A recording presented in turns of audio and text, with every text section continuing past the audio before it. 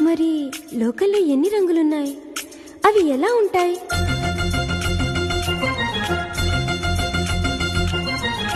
బుగ్గ మీద వెచ్చని సిగ్గు వచ్చినప్పుడు దానిని అడుగు, ఎర్రదనం అంటే చెబుతుంది.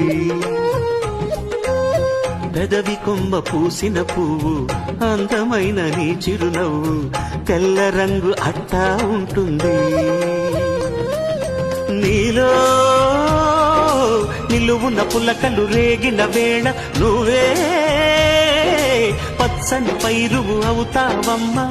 దిగులు రంగే నలుపు అనుకో, ప్రేమ పొంగే పసుపు అనుకో. భావాలను గమనిస్తుంటే ప్రతి రంగును చూస్తున్నట్టే, చూపులు ఎవరివైనా చూపించే లోకం ఒకటి. నేస్తమా ఇద్దరిలో